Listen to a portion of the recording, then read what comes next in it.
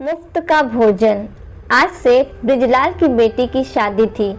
पूरा शहर मानो सेठ जी की इस खुशी में शामिल होने के लिए आ गया था। हजारों अन्य लोगों के साथ अमर और रजनी भी इस शादी में आमंत्रित थे। सेठ जी ने अपनी ख्याति के अनुरूप ही बड़ा भव्य पंडाल बनवाया था, जिसमें एक तरफ लग्न मंडप सजा हुआ था, वहीं दूसरी तरफ खाने पीने की चीज़ों का एक तरह से बाजार ही लगा हुआ था। लंबे चौड़े मैदान में एक तरफ करीने से सजी पकवानों के नामों की तख्तियों के साथ खाने व नाश्ते खूबसूरत मेजों की शोभा बढ़ा रहे थे। पारिवारिक सदस्यों व रिश्तेदारों की मौजूदगी में एक तरफ वैवाहिक कार्यक्रम तो पंडाल की दूसरी तरफ भोजन शुरू हो चुका था।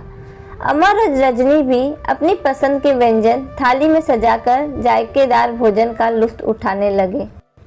थोड़ी देर में अमर ने अपनी थाली खाली कर दी और हाथ धोने चला गया। वापस आकर अमर ने देखा तरह तरह के व्यंजनों से रजनी की थाली अभी भी आधी से अधिक भरी हुई थी।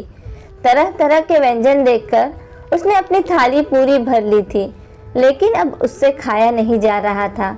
कुछ देर तक वह जबरदस्ती खाने का प्रयास करती रही, मगर अमर को हाथ धोकर आया देखकर उसने हाथ में पकड़ी थाली भोजन सहित जूठे बर्तनों की ढेर में रख दी और हाथ धोने चली गई।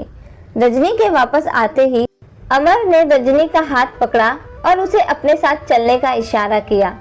थोड़ी देर में दोनों पंडाल के पीछे पहुंच गए, जहां मेहमानों के जूठे बर्तनों को धोने का काम चल रहा था। रजनी हैरान होकर सोच रही थी, आखिर अमर उसे यहाँ क्यों लेकर आया है, कि तभी रजनी की नज़र उस तरफ गई जहाँ कुछ गरीब नंग दड़ंग बच्चे उन फेंके हुए खाने में से कुछ खाने के लिए तलाश कर रहे थे और उन्हें खा भी रहे थे।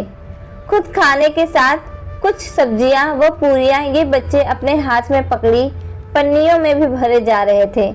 ये वही भोजन थे जो मेहमानों ने अपनी थालियों में छोड़ दिए थे और बर्तन साफ करने वालों ने इस भोजन को बच्चों पर मेहरबानी करते हुए नाली में ना डालकर एक किनारे में फेंक दिया था।